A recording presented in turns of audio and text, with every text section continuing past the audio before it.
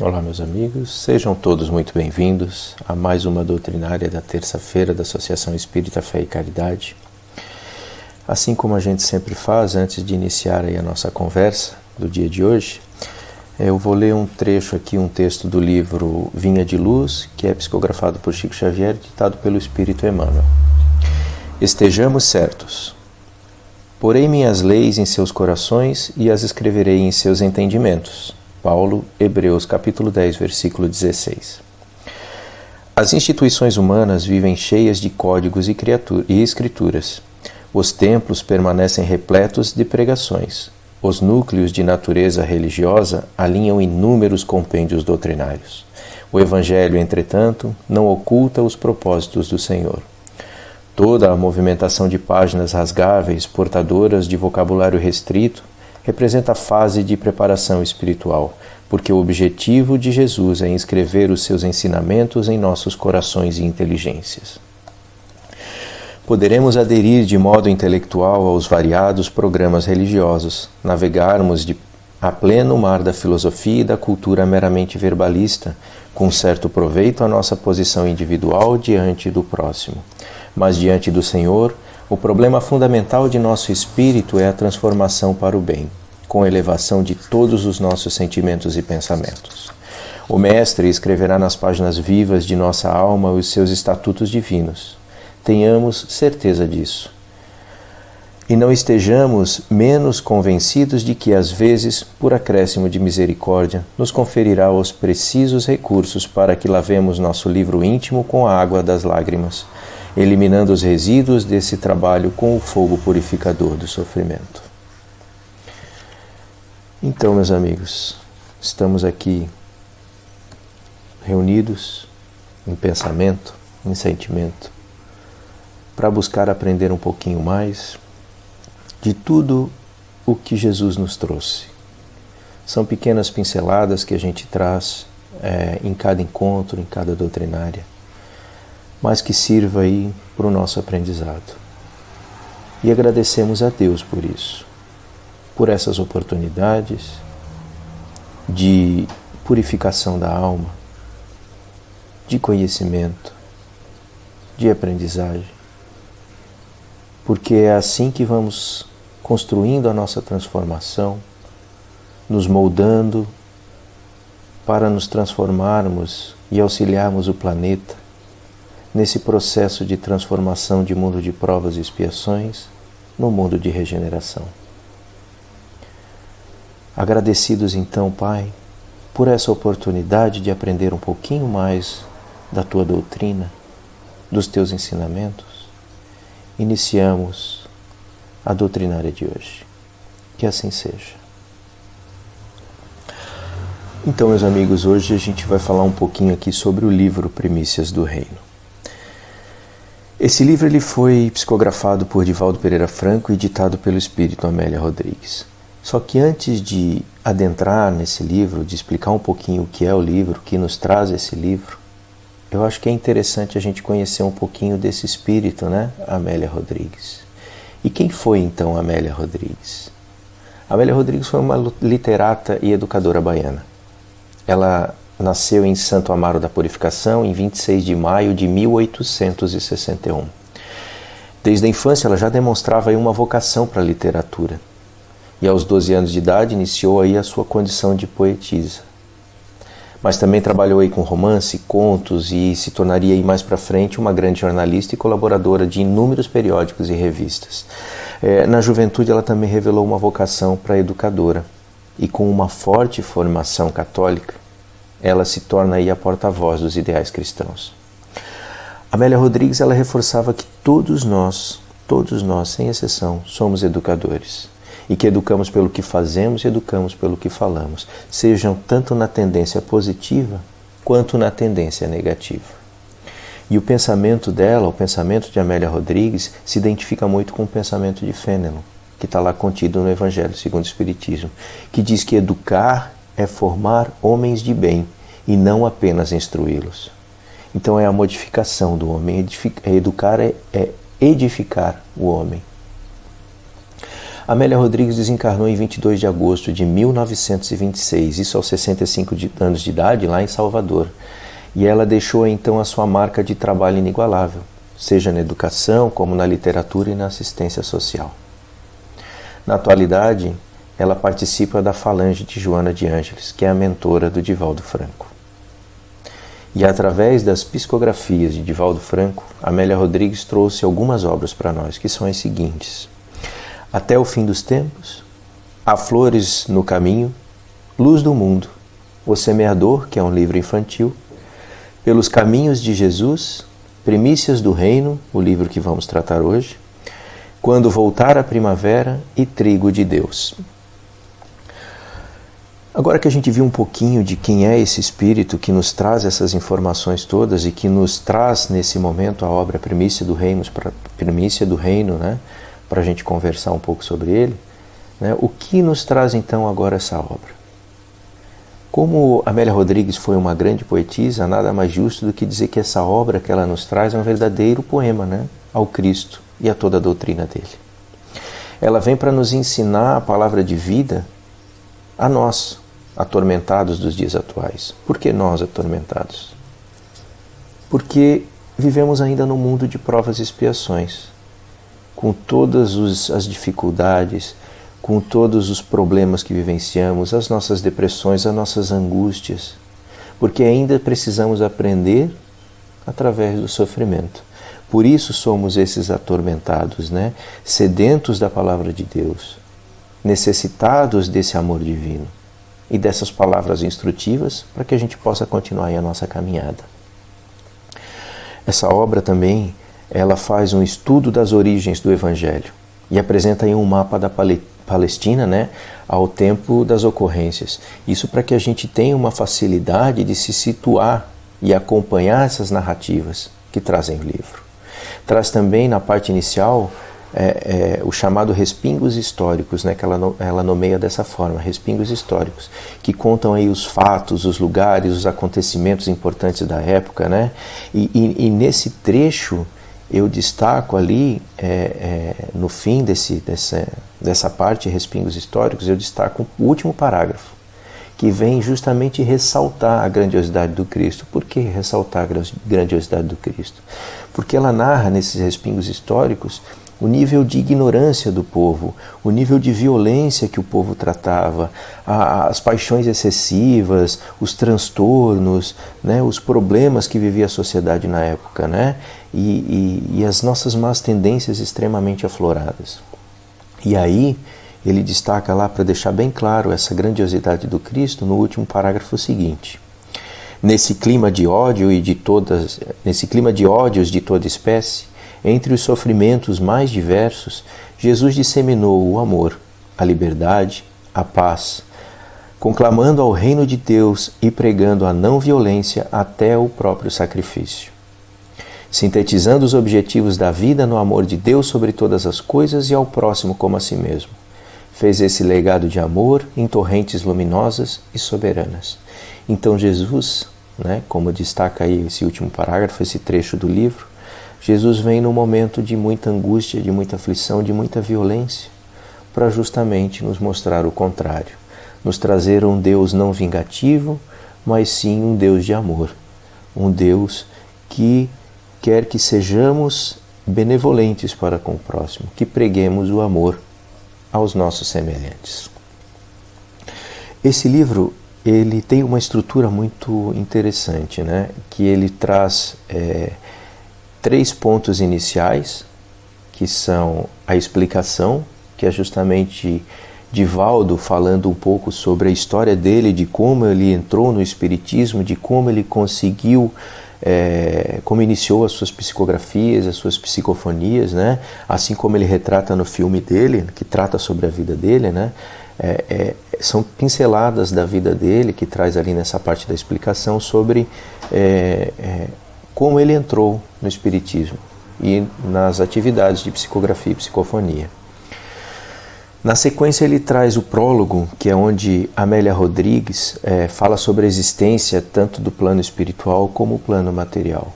E aí na sequência os respingos históricos, que é o que eu vinha falando ali no início, né? Que conta essas partes da história para que a gente se localize no tempo e comece a fazer parte da história. Quando ela fala ali nos respingos históricos, a gente começa a perceber e a se localizar no espaço e no tempo. Então depois ele segue, né, com os 20 capítulos. Aí sim ele entra nos 20 capítulos, que são, vou falar algum deles aqui para não ficar muito extenso, as Boas Novas, que fala aí sobre o nascimento de Jesus, o Precursor, né, que fala sobre a história de João Batista, que foi o que antecedeu a vinda de Cristo, né, dentre outros, claro. O Excelso Canto, que vai fazer referências ao Sermão da Montanha, né, as Bem-aventuranças. Nicodemos, o Amigo. Aí vem o Mancebo Rico, né, que diz também o que é preciso, né, que é o questionamento desse Mancebo Rico que questiona Jesus para saber o que é preciso para entrar no reino dos céus. Aí Semente de Luz e Vida, o Paralítico de Cafarnaum, a Apelante de Cananita, a Mulher de Samaria, o Embaixadores da Esperança, que fala aí sobre a missão dos 72 discípulos.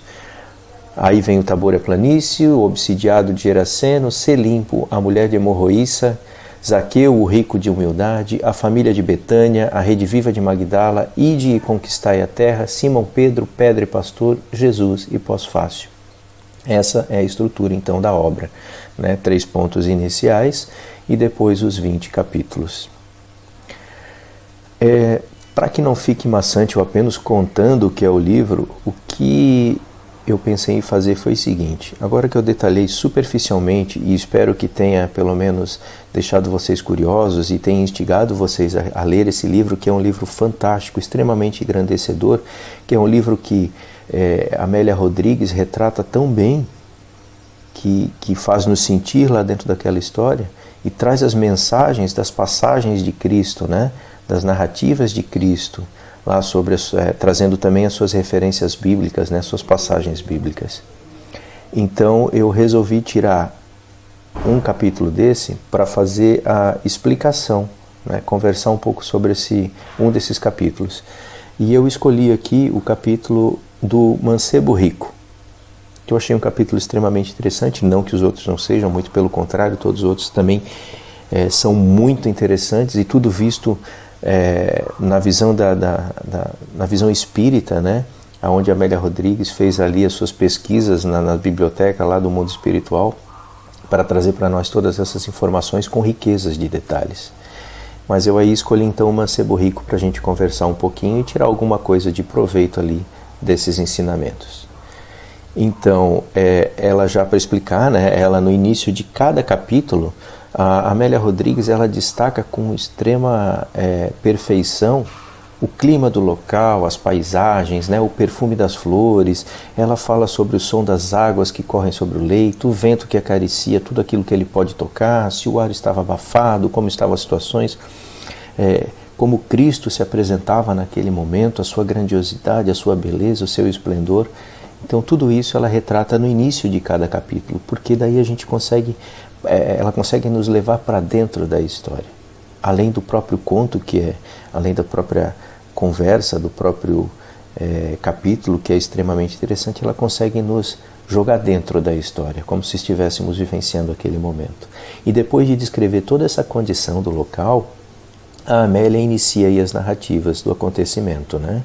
É importante destacar também que em cada início de capítulo ela bota lá na nota de rodapé as referências bíblicas que aquele capítulo específico trata. E no Mancebo Rico, ela nos mostra lá, né, nos faz a referência bíblica de Mateus, capítulo 19, versículo 16 a 30, Marcos, capítulo 10, versículo 17 a 31 e Lucas, capítulo 18, versículo 18 a 30. E eu peço a permissão de vocês, né, nesse momento, para que eu possa ler, para que a gente entenda o que é essa história do Mancebo Rico, né, essa passagem do Mancebo Rico, Mateus, o capítulo 19, mas lendo apenas ali o versículo 16 a 22. Mateus diz o seguinte: Eis que alguém se aproximou de Jesus e lhe perguntou: Mestre, que farei de bom para ter a vida eterna? Respondeu-lhe Jesus: Por que você me pergunta sobre o que é bom? Há somente um que é bom. Se você quer entrar na vida, obedeça aos mandamentos. Quais? Perguntou ele. Jesus respondeu: não matarás, não adulterarás, não furtarás, não darás falso testemunho. Honra teu pai e tua mãe, e amarás teu próximo como a ti mesmo. E disse-lhe o jovem: a tudo isso tenho obedecido. O que me falta ainda? Jesus respondeu: se você quer ser perfeito, vá, venda os seus bens e dê o dinheiro aos pobres, e você terá um tesouro no céu. Depois venha e siga-me. Ouvindo isso, o jovem afastou-se triste, porque tinha muitas riquezas. E essa história, então, continua um pouquinho mais à frente, mas a base da história do mancebo rico, que era um jovem que, com toda a sua vitalidade, com todos os seus desejos, com todos os seus sonhos, os seus anseios, que era um jovem extremamente inteligente, bem aquinhoado de bens terrenos, que vivia numa família extremamente abastada, com muitos empregados e súditos, Ele era um príncipe, então, com muitos súditos e muito paparicado. Além disso, era um atleta, participava de corridas de bigas, tinha, com isso, muitas conquistas, muitas vitórias, muitos triunfos, E aí, então, isso fazia com que ele tivesse uma vaidade extremamente exaltada, Ele não passava por dificuldades financeiras, então ele tinha tudo. Era um jovem que possuía tudo que qualquer pessoa, que a maioria das pessoas lá não possuíam, Além dos bens materiais, tinha aí as questões de ser paparicado, a sua vaidade, o seu egoísmo, o seu orgulho, assim como todos nós, não passava dificuldades.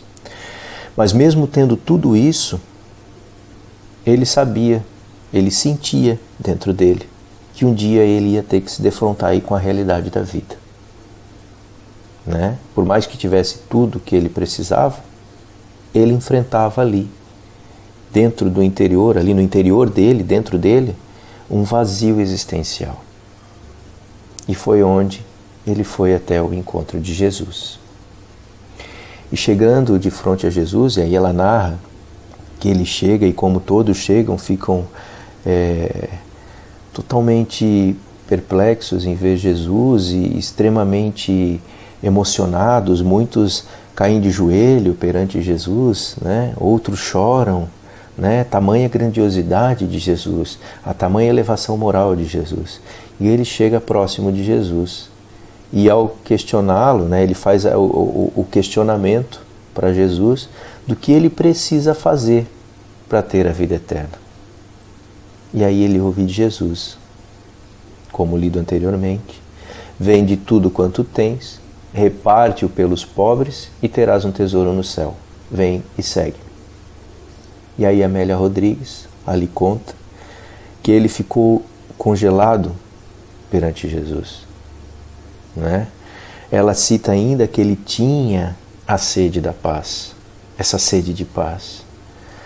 Mas quando Jesus disse isso para ele: vem e segue-me, ele hesitou, porque ele tinha tudo.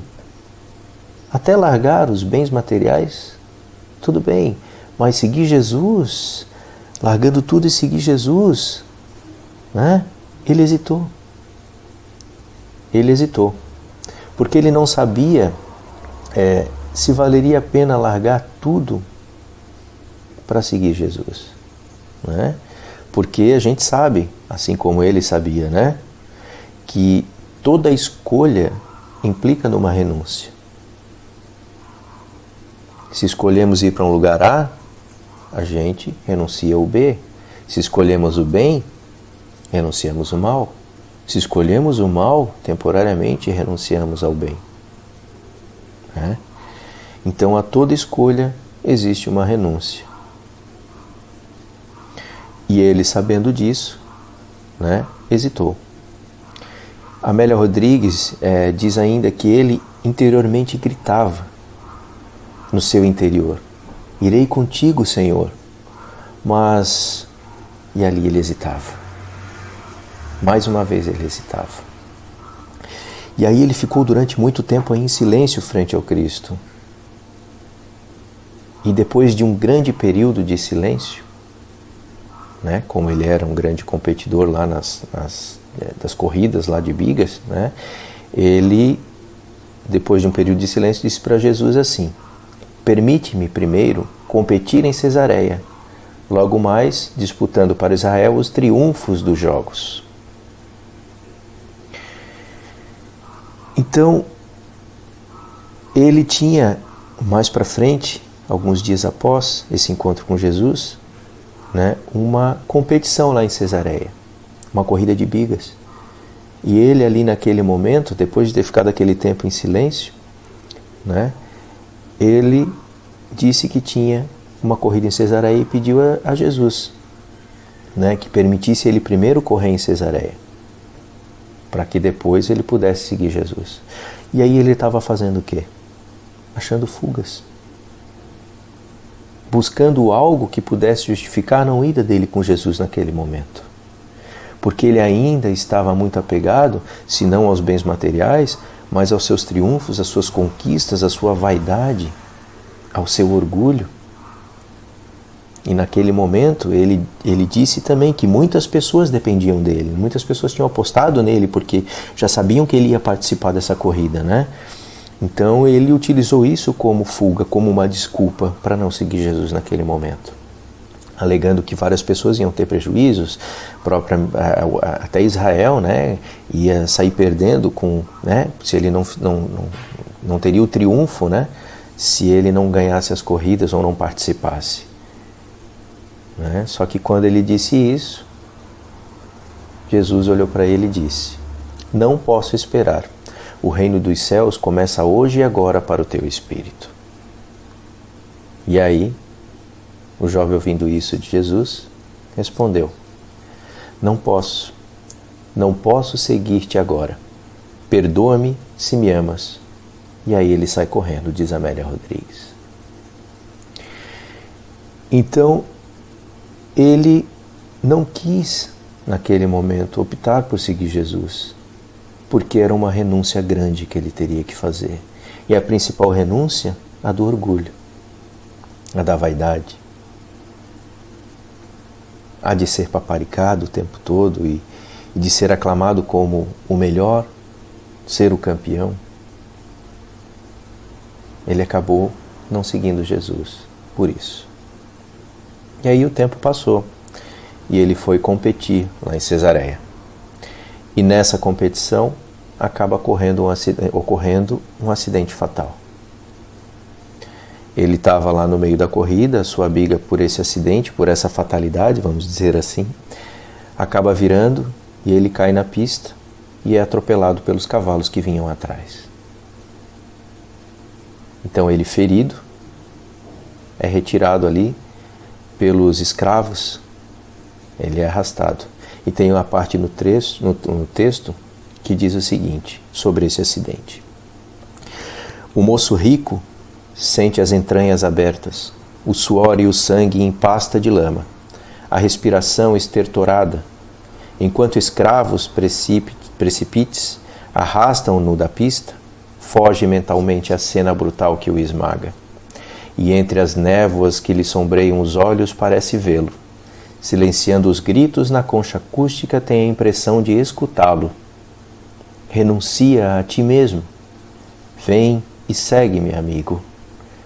2 braços o envolvem veludosos e transparentes. Apesar da face deformada e lavada pelas lágrimas, pelo suor e o sangue, ele dá a impressão de sorrir. E é isso, né? Ele não segue Jesus no momento anterior, porém, no momento do acidente, de toda aquela dor, ele percebe a presença do Cristo, pedindo para que ele renuncie a tudo e renunciasse a ele mesmo, se entregasse a Jesus e o seguisse. E aí, como destaca o texto, Os 2 braços veludosos e transparentes o acolhem. E ele se entrega a Jesus, dando aquela impressão, inclusive, do bem-estar, aquela sensação de paz e tranquilidade que Cristo pode nos proporcionar, trazendo mesmo no momento mais dificultoso, mais doído para ele a impressão de sorrir. E nós? Como agimos ao chamado do Cristo? Será que nós atendemos? Será que Ele nos chama a todo momento? Com certeza.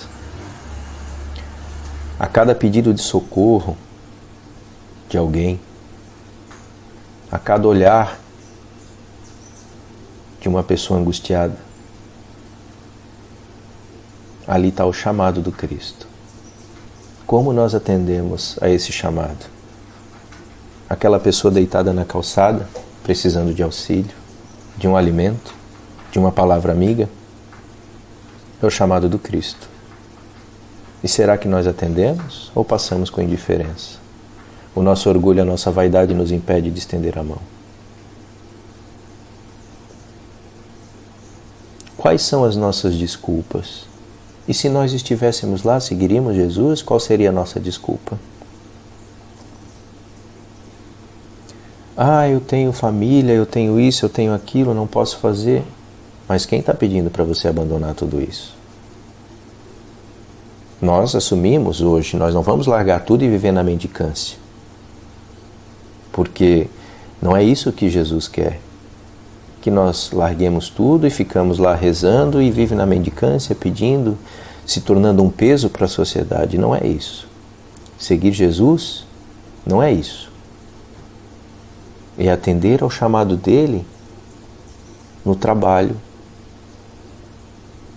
no bem, no trabalho pela caridade. Isso é seguir Jesus. É pregar o amor, largar as nossas más tendências. Isso é seguir o Cristo. Não usemos aí desculpas como hoje eu não posso porque eu estou cansado, hoje eu não posso porque eu estou isso, hoje eu não posso por causa daquilo. Claro, nós temos os nossos compromissos e não temos que largar a mão deles.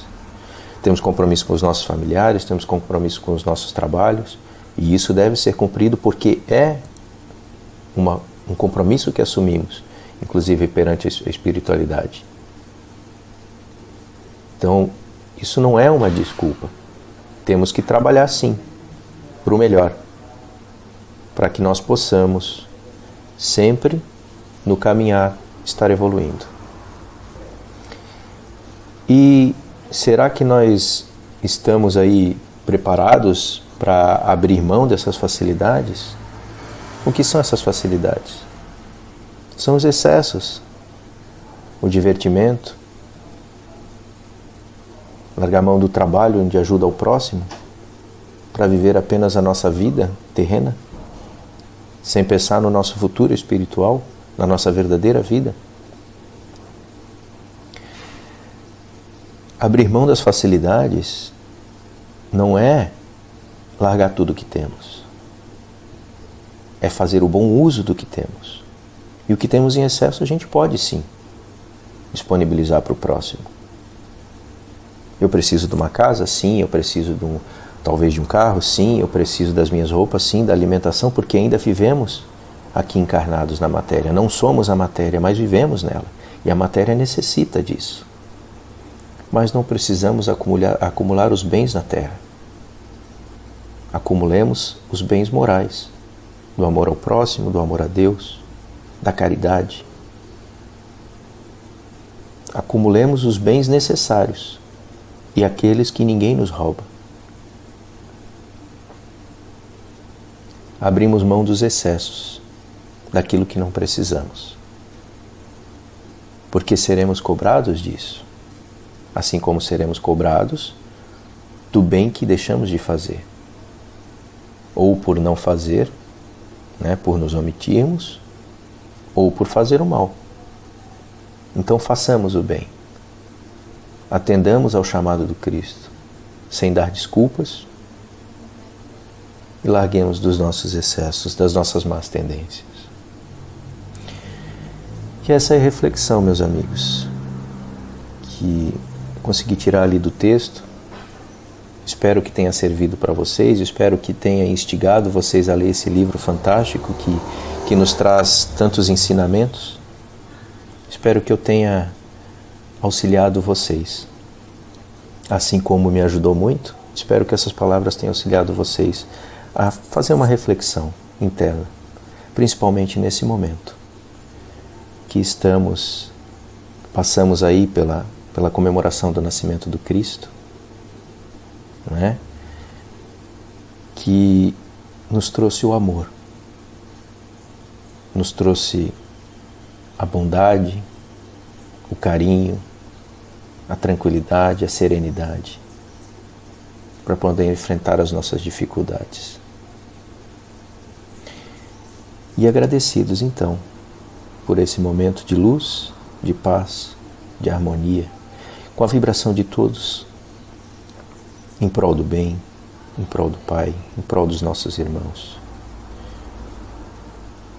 Agradecidos então por essa oportunidade, pedimos a Ti, Pai, apenas a luz e a força para que possamos superar os desafios e que nós sejamos o Teu instrumento de amor para que possamos buscar a transformação, acompanhar essa transformação do nosso planeta de provas e expiações em regeneração, porque essa transformação se faz inicialmente dentro de nós. O planeta muda de provas e expiações para regeneração conforme o nosso coração também se transforma. Então, agradecidos, Pai, mais uma vez por esse momento, encerramos a nossa conversa de hoje. Que assim seja. Obrigado, meus amigos, e um bom dia a todos.